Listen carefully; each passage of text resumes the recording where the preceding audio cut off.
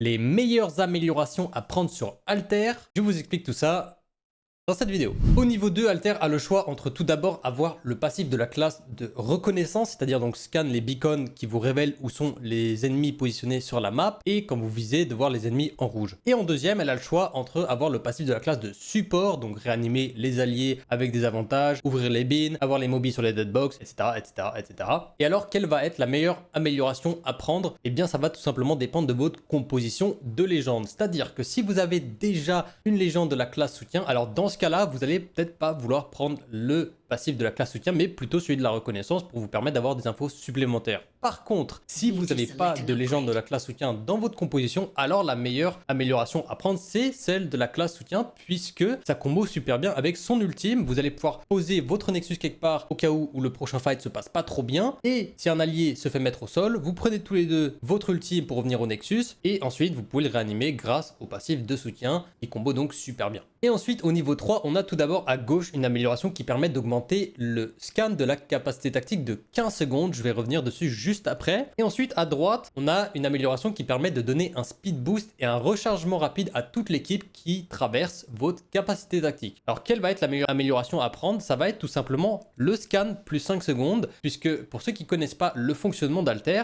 eh bien, quand vous posez votre capacité tactique, le côté où vous sortez du TP va scan les ennemis dans un rayon de 10 mètres et ceux qui sont dans la ligne de vue du TP. Donc en fait, il faut s'imaginer que la sortie du TP, c'est un petit peu comme une caméra. Et quand vous posez votre TP, cette caméra-là, elle est active de base qu'une demi-seconde. Alors qu'avec cette amélioration-là, cette caméra-là, bah en fait, elle va durer 15 secondes ou alors toute la durée tout simplement du TP, donc de votre capacité tactique. Ce qui fait que vous pouvez prendre énormément d'informations à travers les murs pendant des fights et c'est super utile et carrément OP. Et pour vous montrer à quel point c'est efficace, je vais vous montrer un petit clip de moi-même en ranked Predator où je m'en sers justement et vous voyez à quel point c'est efficace. Comme vous le voyez, quand je suis en ligne de vue avec le TP, vous voyez ça me révèle les ennemis de l'autre côté, donc ça me donne déjà pas mal d'informations. Je décide d'essayer peut-être de kidnapper un mec puis je vois qu'il se décroche du mur, donc je le fais pas. Je vais attendre que mon premier TP il parte, je vais poser un deuxième TP qui va me pareil me donner un wallhack permanent sur les mecs à l'intérieur et c'est là que je vais décider grâce aux informations donc de faire un play grâce à une nade parce que je sais qu'ils sont voilà coincés dans un petit coin.